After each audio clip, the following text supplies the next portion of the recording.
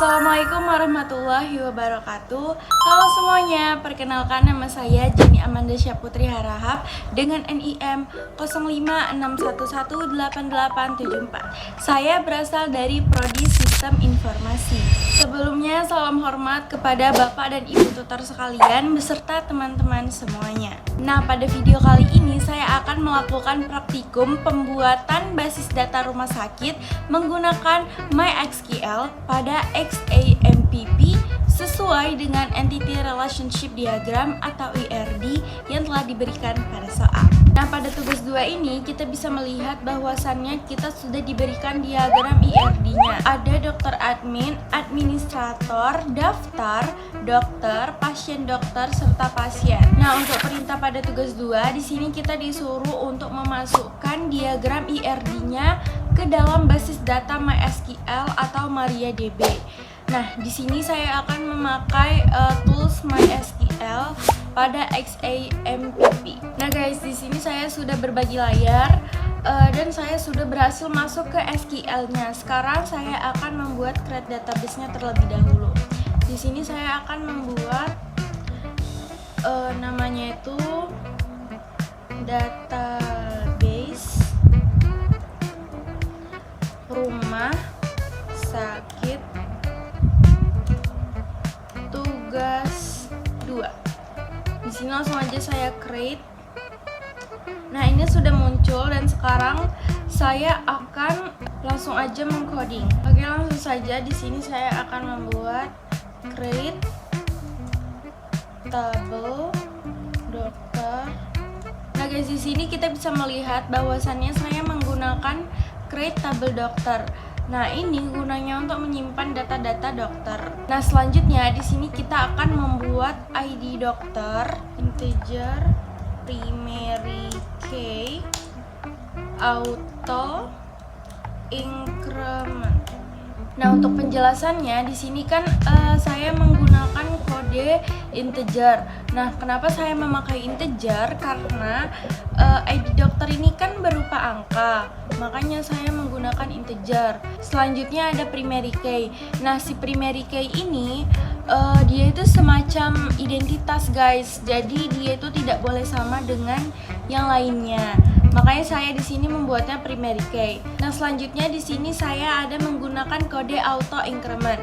Nah, kode ini digunakan untuk kode tambah otomatis. Jadi setiap ada ID dokter yang masuk, maka dia itu akan bertambah secara otomatis.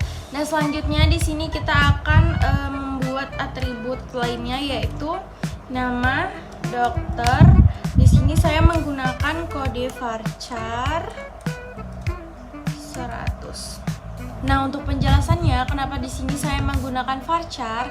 Karena varchar ini digunakan untuk menyimpan teks atau huruf. Sedangkan angka 100 yang di belakang itu menunjukkan jumlah maksimal karakter yang dapat disimpan. Selanjutnya kita buat lagi atributnya, yaitu spesialis menggunakan kode varchar juga karena dia berupa teks ya atau kalimat. Di sini saya buat 100 juga. Lalu kita buat alamat. Saya di sini menggunakan varchar juga karena dia berupa teks juga ya, teman-teman. Di sini saya buat 200 karena kan biasanya alamat itu panjang ya. Lalu di sini saya akan membuat nomor handphone. Saya menggunakan kode varchar. Oh ya guys, di sini kenapa saya menggunakan kode varchar? Karena nomor telepon itu kan nggak bisa digunain untuk operasi perhitungan matematika. Jadi di sini saya menggunakan varchar aja. Saya buat maksimalnya itu di 15. Nah, selanjutnya di sini kita akan membuat tabel pasien. Di sini kita buat seperti yang sebelumnya, yaitu create tabel pasien. Lalu kita masukkan sebenarnya tabel pasien ini tidak beda jauh dengan si create tabel dokter tadi, karena kan pastinya pasien ini juga memiliki ID pasien, nama pasien, alamat, nomor telepon, dan lain-lain. Jadi kode yang kita gunakan ini tidak jauh berbeda dengan tabel dokter tadi. Saya masukkan kembali yaitu ID pasien.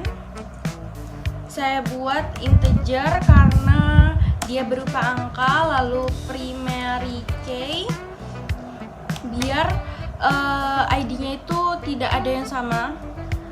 Makanya saya buat kode primary key, lalu auto increment sebagai tambah otomatis. Selanjutnya di sini saya akan membuat kode foreign key, ID pasien, references pasien, ID pasien. Nah, di sini kita bisa melihat bahwasannya saya juga menggunakan kode references, di mana foreign key ini dapat mengambil referensi dari tabel pasien sehingga hubungan antara tabel itu akan saling terhubung dan datanya itu nantinya bisa jadi lebih terstruktur. Nah guys, untuk mempersingkat waktu, di sini saya sudah berhasil mengerjakan semua tabel, yaitu di sini saya sudah berhasil membuat tabel dokter, administrator, pasien dokter, daftar, serta dokter admin. Untuk kode-kodenya sebenarnya di sini tidak jauh berbeda.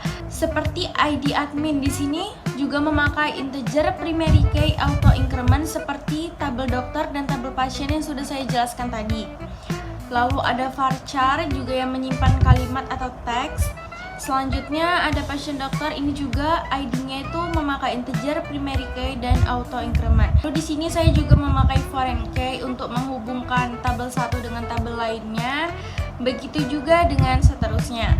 Tapi guys, setelah saya lihat-lihat ternyata saya lupa membuat create database-nya untuk database rumah sakit tugas 2 yang telah kita kerjakan ini. Di sini saya coba buat dulu ya. Di sini saya buat dulu create database-nya untuk membuat database ini gitu, karena saya tadi lupa bikinnya. Nah, di sini baru kita masukkan nama database kita. Database rumah sakit tugas 2. Nah, fungsi dari create database itu sendiri, dia itu gunanya itu untuk menyimpan semua data tabel yang udah kita buat tadi. Selanjutnya di sini saya akan menggunakan use database rumah sakit tugas 2. Nah, di sini saya menggunakan perintah use untuk masuk dan menggunakan database rumah sakit yang udah kita buat ini agar tabel yang dibuat itu masuk ke dalam database yang telah kita buat.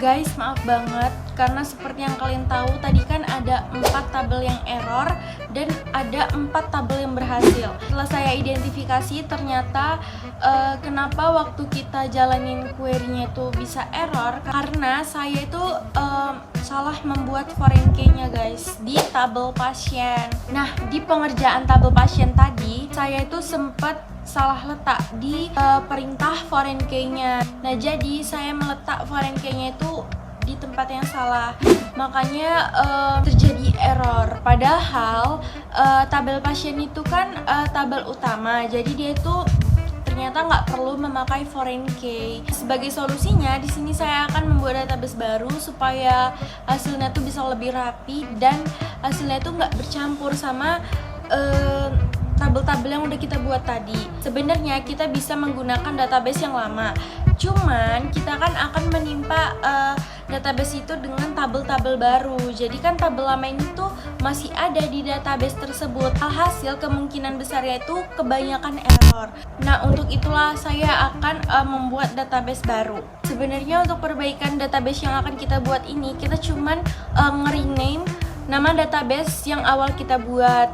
Lalu kita akan memperbaiki tabel pasien yang bisa kita bilang sebagai pemicu error di codingan kita. Nah guys, di sini saya akan membuat database barunya.